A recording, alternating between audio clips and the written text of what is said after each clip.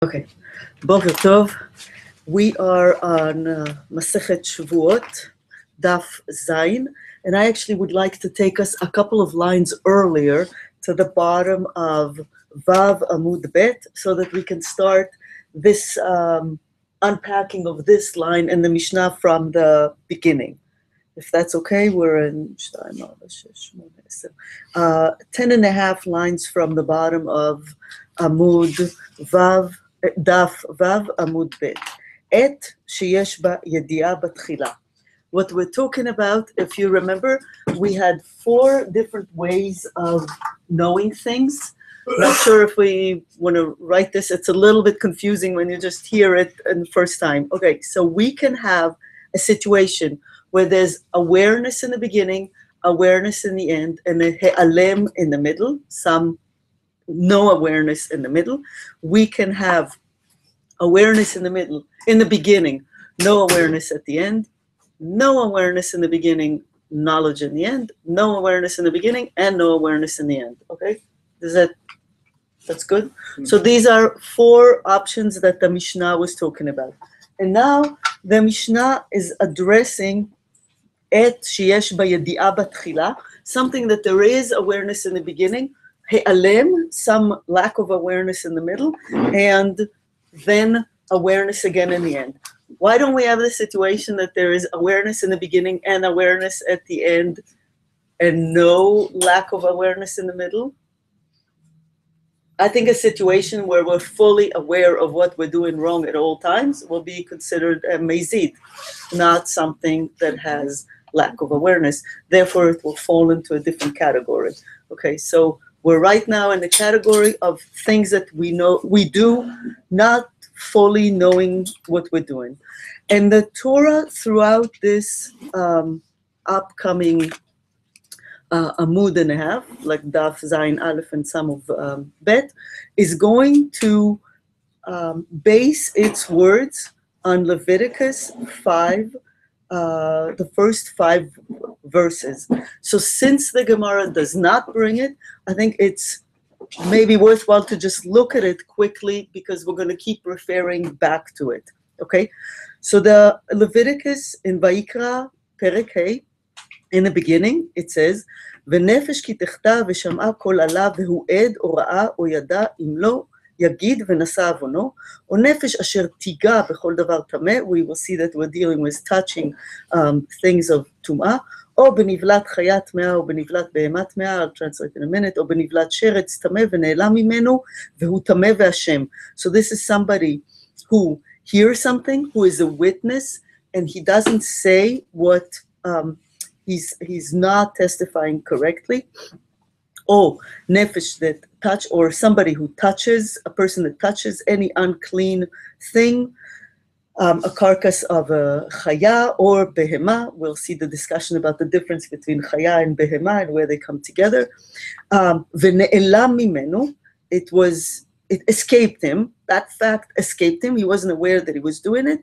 And then he was unclean. He realized his guilt. So at what time the yedi'ah came in? Or כי ייגע בטומאת אדם לכל טומאתו אשר יטמא בה ונעלם ממנו והוא ידע והשם.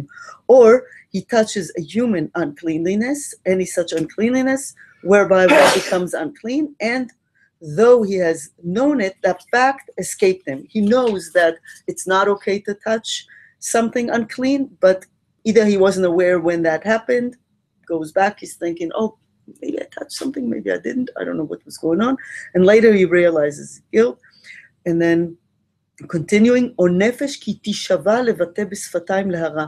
So this is our Masechet, right, dealing with Shevuot, or Samban, when a person utters an oath, lehara or lehativ, to bad or good purpose, whatever a man may utter an oath for, לכל אשר יבטא האדם בשבועה, ונעלם ממנו והוא ידע והשם לאחת מאלה. Okay? In the closing, v'haya, this is later he becomes aware. v'haya ki yasham la'achat me'ele v'yitvada asher chata alea. When he realizes guilt in any of these matters, he shall confess that he has sinned. Okay, we'll keep this open. All right. So we're going to deal with what are these psukim doing in the middle of it. We're talking about Shevuot, and yet in the middle we're talking about a matter of tum'ah, of defilement or impurity, and then going back to Shevuah. The verses in the middle are what's called satum. They're unclear, and trying to figure out what are we talking about. For some reason, I had the imagery from visiting the Intel Museum. I don't know, take it or leave it. Intel Museum? Intel Museum. I didn't know they had a museum. They have a museum in Santa Clara in Silicon Valley. Wow. Because the people are, like they dressed in a full gown, right? And they're completely, you don't see what they're doing. And they're dealing with like tiny particles, tiny things. And then somehow we get, whatever, a computer, a phone, right? All the modern technology. And the minutia of things is super, super important, even though for somebody who's looking from the outside, we don't exactly know. I don't know what's going on. So I don't know why it came, but so a little bit like that, we're dealing with things that are stumim, that are very hard to figure out, and then we're trying to unpack them in different ways in order to come at the end to a conclusion. What exactly are we talking about in these middle psukim? And so we're now back to the bottom of Vav Amud Bet. We're picking up the Mishnah that says Et sheyesh bayedi'ah batchila. So again, this is a situation where there's knowledge in the beginning, knowledge in the end, and some he'alim, some obscure or lack of awareness in the middle. Tanu Rabbanan, min ayin she'ein hakatuv medaber ela betumat mikdash vekodashav. How do we know that when the Gemara talks about these psukim here in the middle, they talk about nothing else but the defiling, the impurity, the tumah of the mikdash and its kochim, its sacrificial foods. We're picking up at the bottom of Vav Amud Bet. V'dinhu. So the Gemara says it's logical whether it is or not, or it's din. הואיל והזהיר ואנש על הטומאה וחייב קורבן על הטומאה, מה כשהזהיר ואנש על הטומאה לא הזהיר ואנש אלא על טומאת מקדש וקודשיו, אף כשחייב קורבן על הטומאה לא חייב אלא על טומאת מקדש וקודשיו. Simple, completely simple. What are we saying? We're looking at two different pieces, right? The hatra'ah, like the warning, something that was forbidden, and something that had a prescribed punishment. And tum'ah has these things. If somebody intentionally defiles things that are connected to the temple, then they have both the azara, izhir, ve'anash, v'chiyev korban ala tum'ah. And one that is done that is liable to bring an offering. This is for somebody that did something not purposefully. Let's see if we can make sense. They don't all come together, meaning like if you did it in Mezid, you don't bring a korban. This was the beginning of it. If right now we're on a yedi'ah that has a he'alem. Right. As soon as there is a he'alem, right, it takes us out of the Mezid category. Right. And so now that's where we are. Okay. Be patient with me. This is not easy. So okay. Back. Now I've lost my space. Okay. I'm going to read out. Since the Torah has explicitly prohibited and prescribed the punishment, so we have both azara and a punishment for the intentional causing tum'ah, right, defiling of something that's sacred, and at that case made somebody liable to bring an offering, right, for something that is not, that something that is b'shogeg, something that is not b'mezid. Then it follows that just as, where are we? מה כשהזהיר ואנש על הטומאה, לא הזהיר ואנש אלא על טומאת מקדש וקודשיו. We learn from it that this is only relevant to the defilement, the tum'ah of the temple and the kochim, and the sacrificial food. So too, when it rendered one liable to bring an offering for the defiling of something sacred, it rendered one liable to do so only for things that are not the mezid, things that are shugeg, for causing tumah in the temple and its kodshim. Since we have another amud and a half ahead of us dealing with it, so this is I'm good with it. this we might have to go the whole loop around in order to come to the same place, but give us a few minutes. Okay.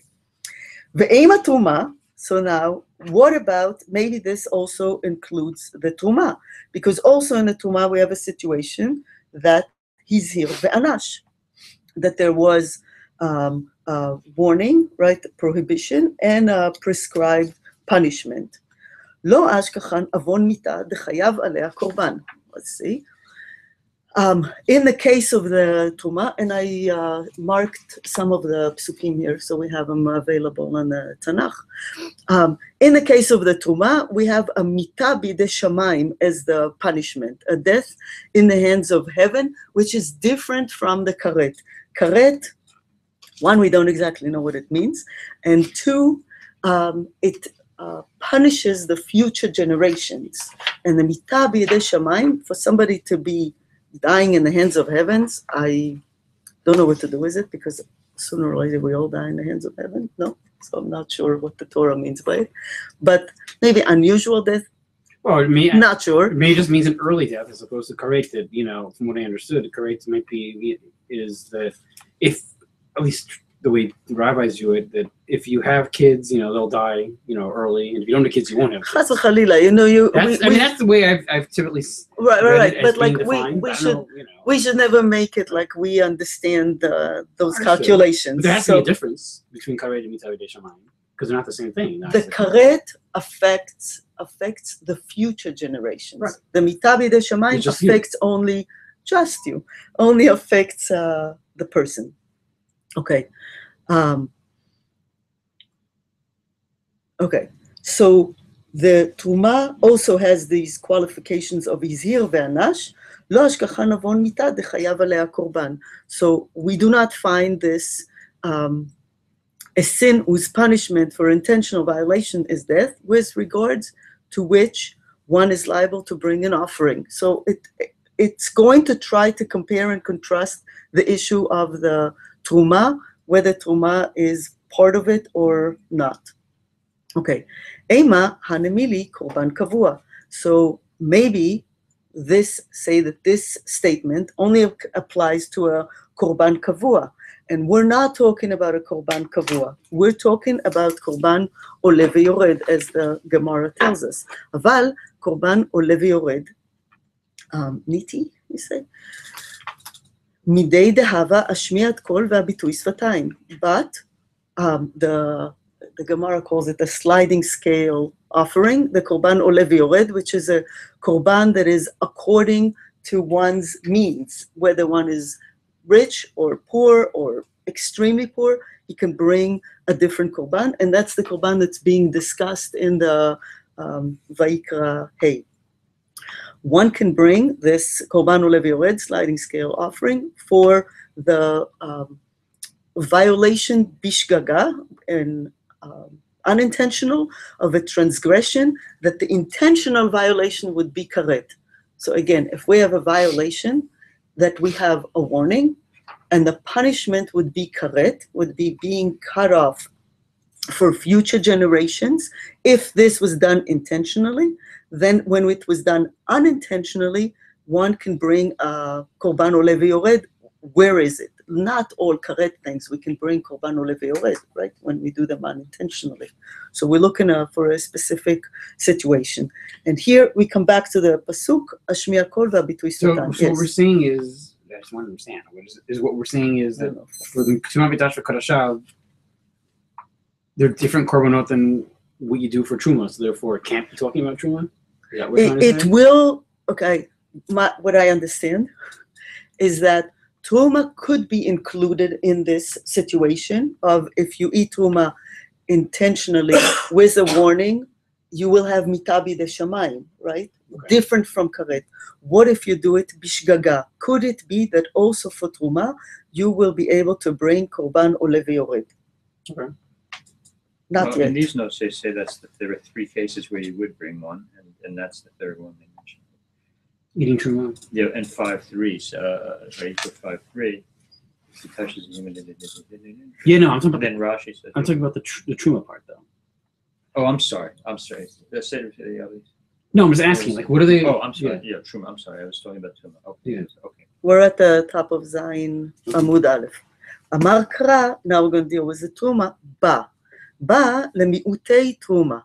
So we're seeing that in the Pasuk, in Leviticus Vayikra, Hey, Gimel, and Leviticus 5:3, the Pasuk says ba, through which, so therefore the Gemara understands it to be a mi'ut. There's some exclusionary statement about Truma. We're not yet sure what it is, and we're not yet sure how it's going to act. But we are noticing that the verse says, through which, in Hebrew, ba, to exclude somebody who is tameh, who partakes from the Truma, and this person might be excluded from having to bring the korban ole veyored. Yeah. Huh? Yeah. Fine. Yeah. So far, so good. Aim הבא למיעוטי מקדש, ולא סגילי בקורבן עולה ויורד.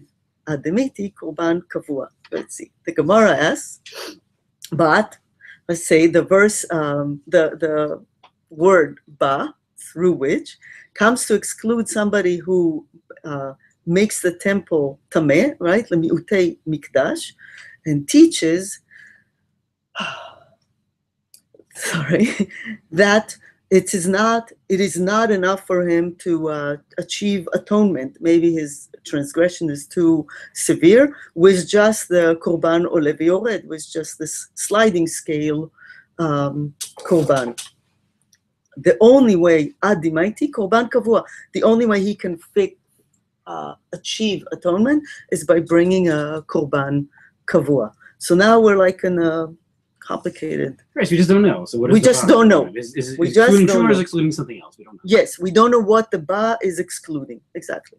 Kri Rabba Aleha, the Rabbi dole mayim miborot amukim. Beautiful. Rava is going to say about Rabbi Yehuda Anasi, who's going to try to explain this construct to us, one who draws water from deep wells. He brings a pasuk from Proverbs to say, this is super complicated, hence my issue with the high-tech people dealing with tiny minutia things that eventually create something big. And Rabbi is going to bring us something from a deep insight to try to explain it, okay? The Tanya, we're going to bring a braita to try to explain this verse. Okay, the Tanya, Rabbi Omer, Ekra ani chaya behema, lama neemra. In the psukim in front of us, in Vayikra, both words are mentioned, chaya and behema. Quick translation, animal, but chaya is considered a non-domesticated animal, and behema is a domesticated animal. Chaya, non-domesticated, impure, right? No. And No, in the pasuk it's talking about. It's talking about in pasuk. It's talking about. in the Not the pasuk, chaya is in. in Yeah, they're kosher. Yeah, of course, like a deer.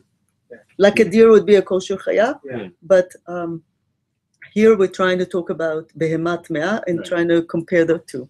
Okay, so chaya, it says already chaya, behema lema neemra, neemar kan behemat mea, v'neemar lehalan behemat mea. Where is the kan and the lehalan? So there's two places where behema is going to be said. One is, okay, so let's say this expression comes, Rabbi Yehuda Anasi says, since domesticated animal is also referred to as a chaya, would be enough, right, if we just said chaya. Why does it say behema? The comparison is with Vayikra 7:21. It should be one of the marked one. In Vayikra 7:21, what is the pasuk? Also says behemat mea. Yes, but only to behema. It doesn't say chaya.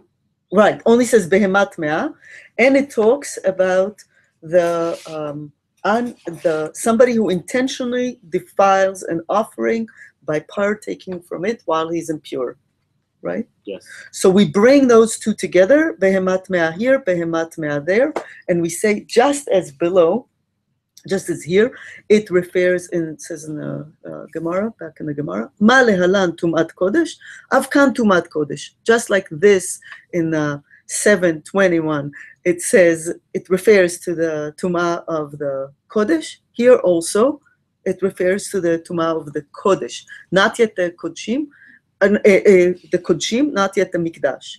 Ashkechan tumat kodesh, tumat mikdash minalan. So this is Rabbi's way of explaining how the behema tme'ah connects for us the tum'ah of the mikdash here and there. How now do we connect? No, sorry, backwards. Connects for us the tum'ah of the kodshim. How now we connect the tum'ah of the mikdash? In order to connect the tum'ah of the mikdash, we're going to bring a different pasuk. Tumat mikdash minalan, amar kra bechol kodesh lo tiga, ve'el mikdash lo tavo. Itkash mikdash lekodesh. The pasuk that's now being given, also marked, is from Vayikra Yudbet 4, 12:4. This is the opening of Parshat Tazria with the Yoledet. About the Yoledet, it says Bechol Kodesh lo tiga ve'el mikdash lo tavo. She can't touch any of the kodshim of the sacred items, and she can also not come into the mikdash. Therefore, we juxtapose the temple to the sacred items in the Parshat Tazria, and so from there we learn that they are connected. Okay. But we still haven't. So now we know that the Kodshim and the Kedushat Mikdash are connected, but we still don't know how the Truma fits into this puzzle. Ihachi Trumanami, and they should be, but tell us what this says. That it's not like it. What about the Truma? Okay, I'm not going to. Right, because what we're trying to figure out is if this is more expansive, right? Because the ba is excluding Truma, or is excluding something else? Like, well, we're learning from another pasuk the Truma that Truma Mikdash V'Kadashav is linked, so therefore it must be Truma Mikdash V'Kadashav. Well, wait, maybe we can explain the verses referring to Truma as well, which gets us back to our original question. Right. So we're trying to see if the Truma excludes or includes, and just heads up, like the Truma situation is what's called the mi'ut, right? It tries to isolate something, and I don't know if you need like a bird's view and then go into the details. A mi'ut by itself can exclude something, but if a mi'ut comes with another mi'ut, it's like minus times minus creates a plus. Yep. And so it creates the opposite, and that's eventually what we'll get to. It just will take us a long roundabout journey, but that's basically what we're trying to see. We're talking about just that the korban ole v'yored, the sliding scale offering, is good only for the tumat mikdash v'kodshav, the defilement of the temple and the kodshim, or also where is the truma could fit here, does it fit here? Okay. Ihachi truma nami de amar mar bechol kodesh lo tiga lerabot et truma. So opinion one, maybe this was said about Yoledet, right? She can't touch any of the kodshim. That means any, to include the truma in the prohibition, right? So it should include the truma in the korban ole v'yored. Maybe at the end we'll understand what it is. Ha mi'et rachmana ba. So we see the Gemara explains that Hashem, the Torah, right, the text, excludes something with this term because of this little tiny word in the middle of this Vayikra 5:3, which is a pasuk that is the basis of what we're dealing. Okay. Eim haba lemiutei mikdash mistabra mikdash lo mematinan sheken bekaret kmota. Should we say that the term ba serves to exclude the tum'ah of the mikdash?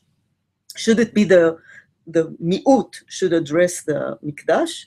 No, says the Gemara. It is reasonable that we should not exclude the tumah of the mikdash, the defilement of the temple, because an intentional punishment is because its intentional violation is punishable by karet, just like the kodshim. And what is the problem? With truma, we did not see a punishment by karet. With truma, we see a punishment by mita, shebiyedei shamayim. Okay, adraba.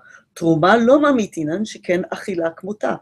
No counter argument. On the contrary, we should not exclude the one who's eating the truma when he's tameh, because that is, maybe there is a different way to deal with it because of the eating. Sheken achila kmuta, similar to one that's eating this kodshim, the sacrificial right, as opposed food. to going to the mikdash, you're not eating Right. anything. You're just tameh going to a place. Right.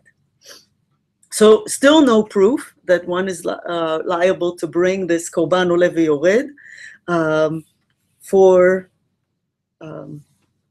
the temple, for defiling the temple. Okay. Ela, we're going to try to bring our proof now from somewhere else. Ela, amar Rava, shalosh kritot b'shlamim. Lama? There are 3 situations where shlamim offering is one can get karet for eating it inappropriately. I think they mean it says it 3 times, right? It says it 3 times. Right, shlamim and karet are said 3 times. So why do I need the 3 times? Achat lichlal, ve'achat lifrat, ve'achat letumah k'tuva b'torah, stam, ve'eini yodea mahi. It's the most comforting sentence in the Gemara, I think. If Rava can say, one is for general, one is for general case of ritually impure person, one is for a specific instance of somebody eating shlamim, and one, I don't know what it is for. It is something in the Torah that is not mentioned here. Therefore, it seems like we have one free one that maybe we can use to apply to understanding what we're talking about here. Okay? Heve omer tumat kodesh. ואם אינו עניין לטומאת קודש, דנפקא ליה מדרבי, תנאהו עניין לטומאת מקדש. If it's not for the kodshim, maybe it's for the mikdash. Let's try to unpack it a little bit better. Okay. So now we have one passage that describes a tum'ah of something sacred, right, of a kodesh, without specifying the situation. Is this korban oleh v'yored? Therefore, we must say that the third mention of this karet that goes with the shlamim has to do with tum'ah of sacrificial foods, of kodshim. But if it is not needed to teach this, because if we already know that the korban oleh v'yored from somewhere else, is that we've already learned from Rabbi with the then we can apply it to defiling the temple. If we don't need it for food, for the kodshim, maybe we can apply it to the temple. Accordingly, one who intentionally makes the temple tameh, because they enter it when they're impure, when they're in a state of tumah, is going to get karet, right? One who does intentional defilement of the temple is going to get karet. And it's reasonable that he should be liable to bring this korban oleh v'yored if he does that unintentionally, b'shgaga. Back to the Gemara. Hi. This is actually the Rabbi statement, I think, is from the Braita, and the Gemara is going to try to unpack it again. Hold on 1 second. V'hai, lost my place. V'hai, mibayele lekederabi abahu. דאמר רבי אבאו, 3 כריתות בשלמים, למה? 1 לכלל, 1 לפרט, ו1 לדברים שאינן נאכלים. He says, so say, this is not for something I don't know. The third one is for things that can't be eaten. That's the third one of the karet with the shlamim that I don't know what to do, are for things that are generally not eaten, like, I don't know, certain, they give examples, certain kind of incense that normally one will not eat.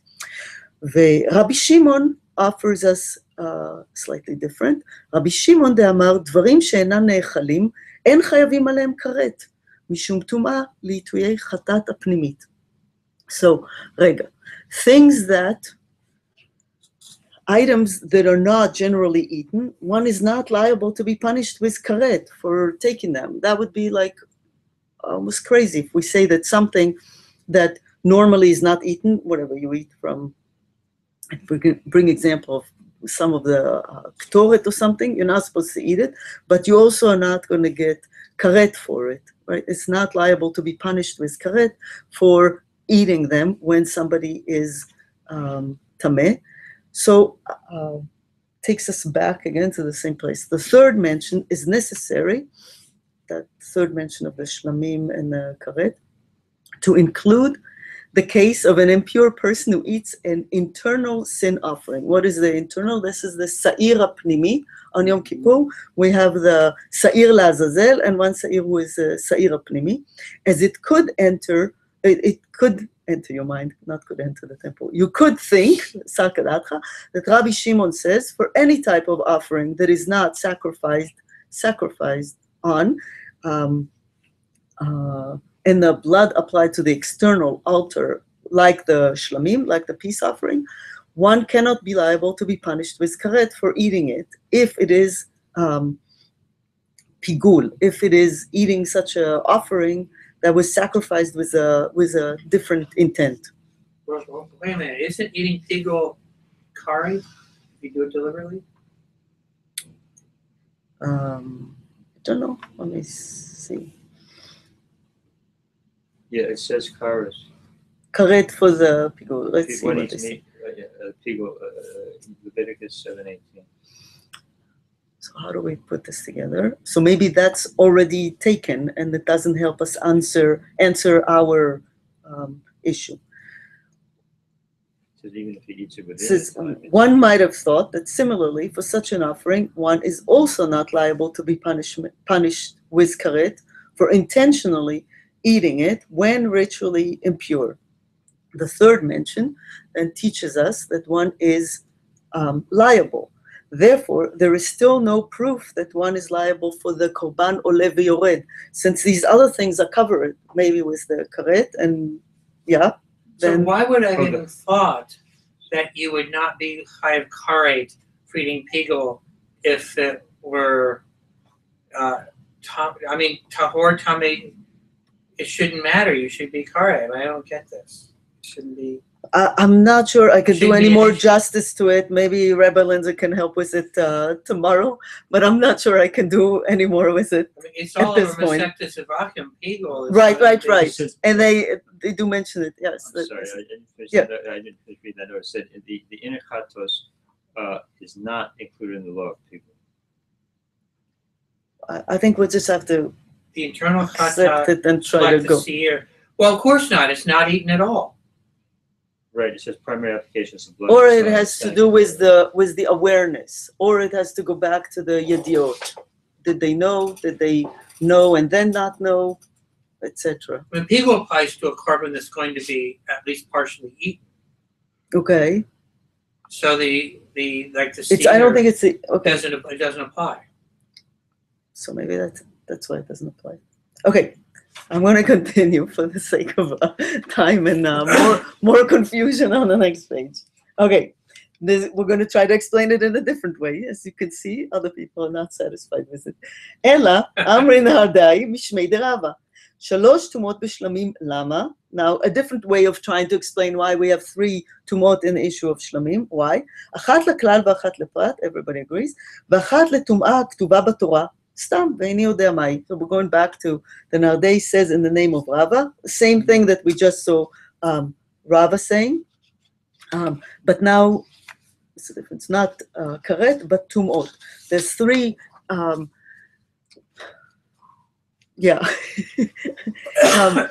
situations of somebody being tameh, ritually impure status with regards to somebody who eats the peace offering. And the third one, we still are not sure what that is. Hevei omer, tumat kodesh.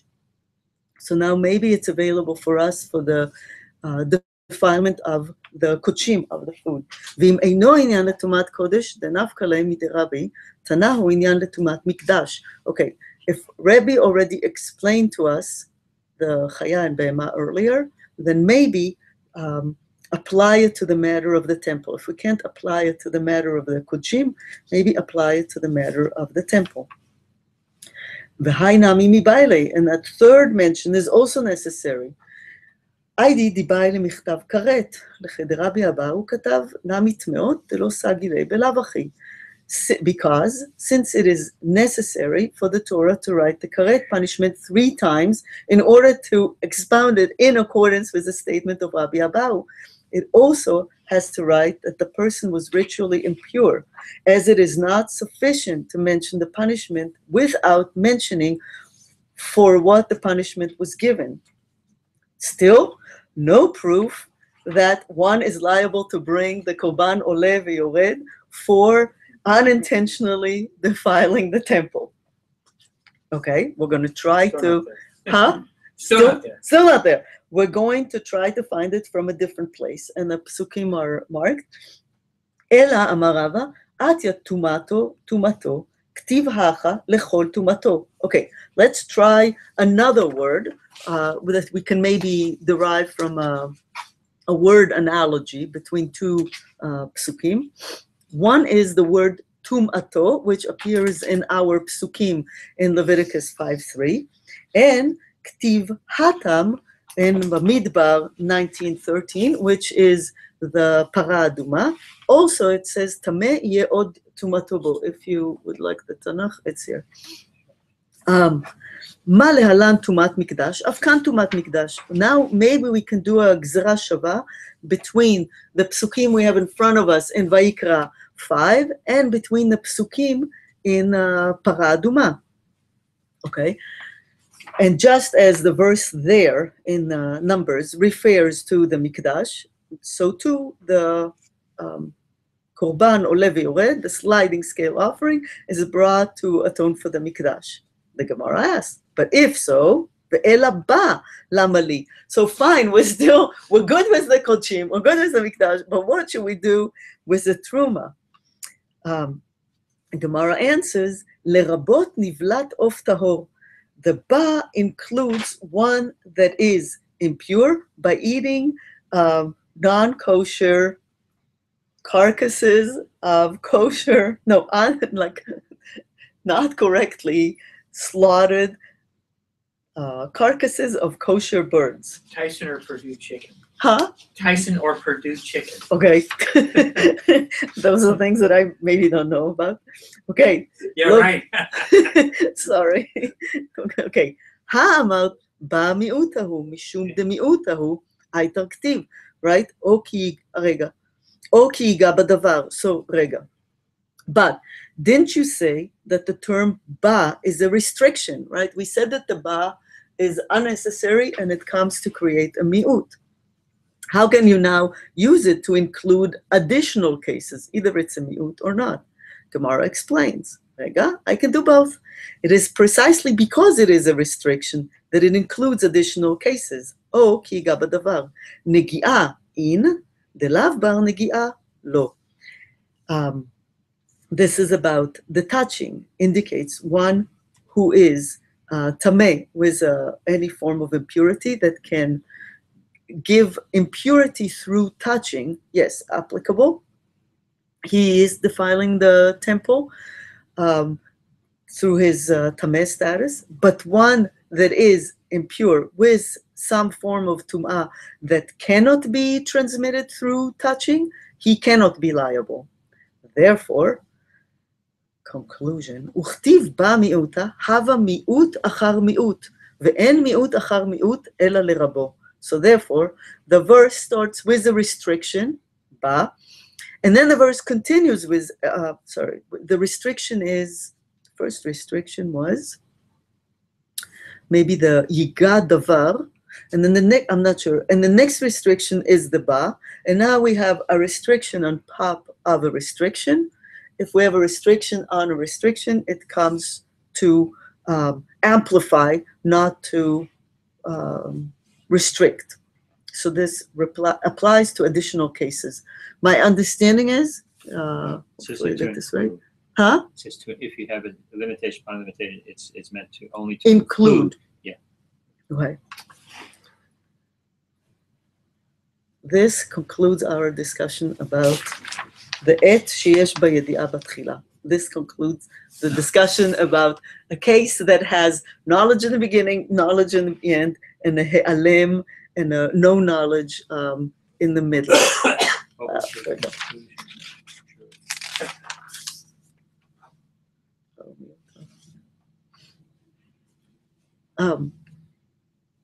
So then, what do we make of it? That the truma is included or not included? I think it's only, I think at the end we're proving what we set out in the beginning, that it only is the tumat mikdash vekodshav.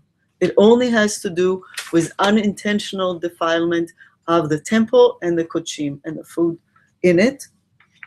And the truma included with it. I would go with that. But They quote Rambam. Good. Rambam has said this is not explicit in the Torah, but that this is learned as a tradition.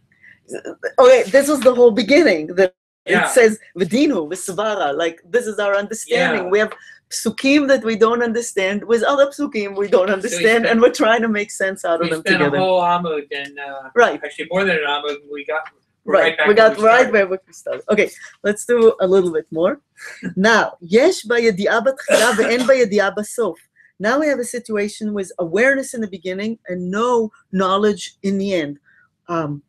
So when the person will know, when the person will be aware, they will be liable for the korban oleh veyored, for the sliding scale korban, right, offering. But as long as they don't know, this not knowing is indefinite. It can go on forever. So how do we atone for it? For this, we atone with sa'ir anasa bifnim. That's back to the Mishnah. The not scapegoat, what is it called? Goat, I guess. The goat that is The sacrificed, inside goat. inside goat, and in Yom Kippur itself, they atone. Where is our pasuk? I'm going to read you the whole pasuk. The pasuk is from Vayikra 16:16. Yeah, it's in the. It's not- It's Yom Kippur, it's the Yom Kippur reading. וכיפר על הקודש מטומאות בני ישראל ומפשעיהם לכל חטאותם, וכן יעשה לאוהל מועד השוכן איתם בתוך תרומותם. And he shall atone the kodesh from the transgressions or uncleanliness from the uncleanliness, the tumot of Bnei Israel, and pish'ehem lechol chatotam. And we're going to see that the Gemara is trying to unpack two issues here. One is the connection between pesha and chatat, intentional, not intentional, and what is this mem doing there in the beginning? If he is atoning from tumot Bnei Israel, mi tumot Bnei Israel, mi pish'ehem. He should just atone for all the tumot and all the psha'im, right? But there is a little mem, and we'll see that we're going to have great fun with it. Okay, so what are we talking about? What are the tumot Bnei Israel that this might include? Gemara tells us, יש לי בעניין זה להביא 3 טומאות, טומאת עבודה זרה וטומאת גילוי עריות וטומאת שפיכות דמים. 3 classic sins can be atoned in this situation, עבודה זרה, גילוי עריות ושפיכות דמים. Idolatry. That's a hard one. Forbidden sexual relations, and killing somebody, murder. Rega, don't go away yet. First, we need psukim to connect the tum'ah to these 3 issues. בעבודה זרה הוא אומר, למען טימא את מקדשי. I did not mark all those, but in Avodah Zarah, this is a case in Vayikra 20 where the one gives their son to the Molech. So it says, tameh. The word tameh appears. And then גילוי עריות in ויקרא 18, ושמרתם את משמרתי לבלתי עשות מחוקות התועבות, etc., etc., ולא תטמאו בהם. So the word טומאה is there. בשפיכות דמים הוא אומר, אין במדבר, ולא תטמא את הארץ. So there's 3 טומאות, I'm asking, יכול על 3 טומאות הללו יהא שעיר מכפר? Is it possible that the sa'ir, so you could do all these things by bishgaga, and then the sa'ir of Yom Kippur atones all these things?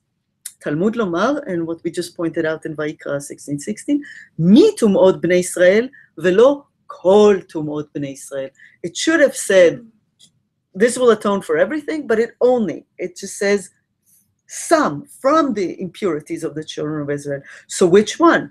We're going to try to not quickly, we're okay, unpack which tum'ah are we talking about, and we're just beginning, we're not going to be able to finish it. מה מצינו? שחילק הכתוב מכלל כל טומאות. So now we have to look for some place where a tum'ah was differentiated, was separated out. Where is that case? The case we just saw. הווה אומר טומאת מקדש וקודשיו. אף כאן בטומאת מקדש וקודשיו. This is according to Rabbi Yehuda, where the sa'ir does not atone for everything, for all the tum'ot, just mi tum'ot. Which one? The tum'ah of the mikdash and kodshav. If somebody knew initially that they're impure or that they're doing something wrong, but for some reason that awareness escaped them and was never regained, this is the specific situation we're here.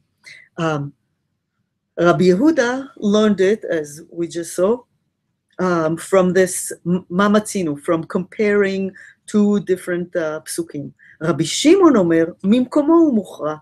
Rabbi Shimon says, you can learn it from the pasuk right here. You don't need to compare the tum'ah to different places.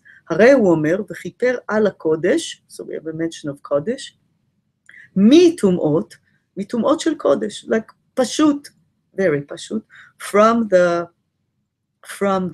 pasuk, al hakodesh, already mentioned, mi tum'ot, so just something that's being differentiated, excluded out. So that means the tum'at mikdash v'kodshav, i.e., sa'ir pnimi is the inside goat, atones for the tum'at mikdash v'kodshav.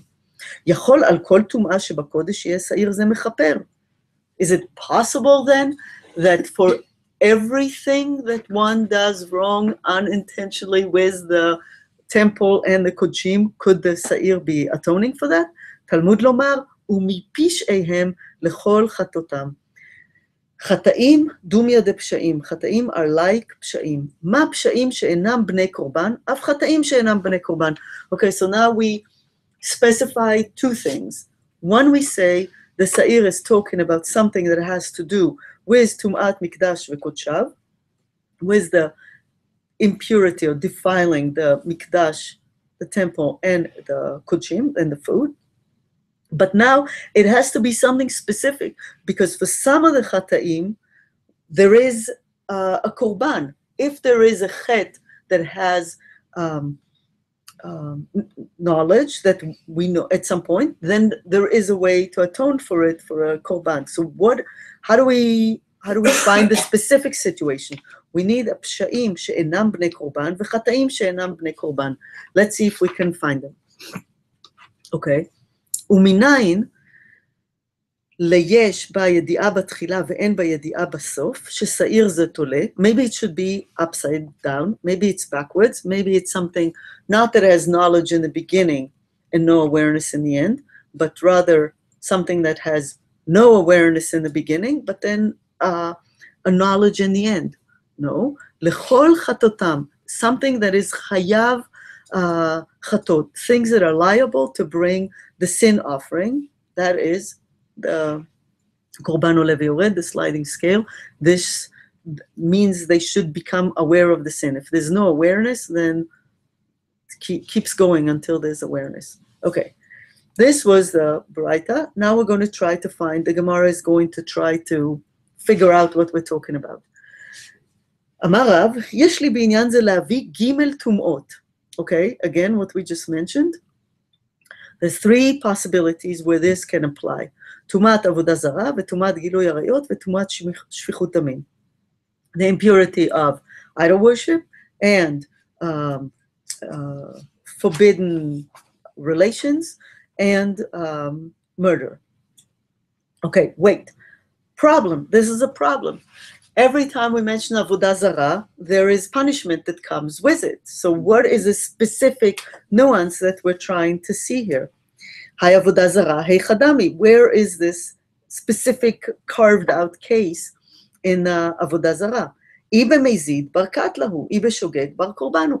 If somebody does avodah zarah intentionally, b'mezid, then he's subject to death, right? He gets death penalty.